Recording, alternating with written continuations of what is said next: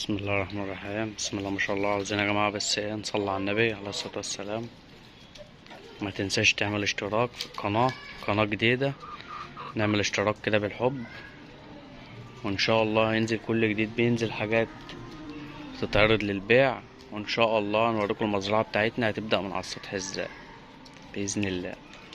ده أسرة ان شاء الله، أسرة وز أوروبي. ده الوز الروسي ما شاء الله يا جماعة. وز موفر جدا، بالذات لو عايزه يشتغل. يعني انت لو عايز الوز ده يبيض عندك ويطلع اي بواقي، والله العظيم دول بواقي اللي بياكلوه ده ما دفعت فيهم جنيه.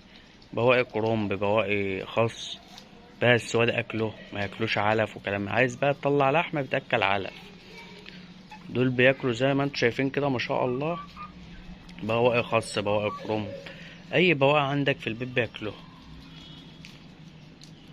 طبعا ما بيشيلش وزن. اللي بياكل علف ولا بيشيل وزن عالي دوت للشغل. بيبقوا حاجات دول عمر داخلين على دول 5 شهور، داخلين على 6 شهور ما شاء الله. يبتدوا يبيضوا. الذكر ما شاء الله له زبانة اهي، والخدود دلدلت، ودول النتايتين.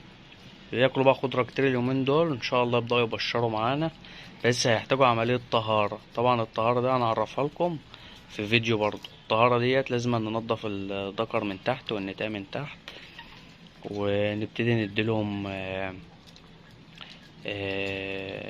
توم، ياخدهم فلفل اسمر كذا يوم بقى ورا بعض. فلفل، الحاجات اللي تحميهم وتخلي لهم الجهاز التناسلي يحمى معاهم ويبقى عندهم خصوبة حلوة.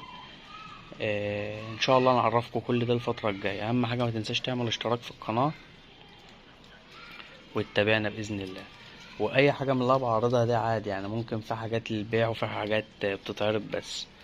طبعا انا كنت عارض كذا اسره، دي اسره منها دول اللي بقهم ما شاء الله. دول سايبهم ليه، لو حد عايزهم يتواصل معايا على الواتس وتحت امر اي حد.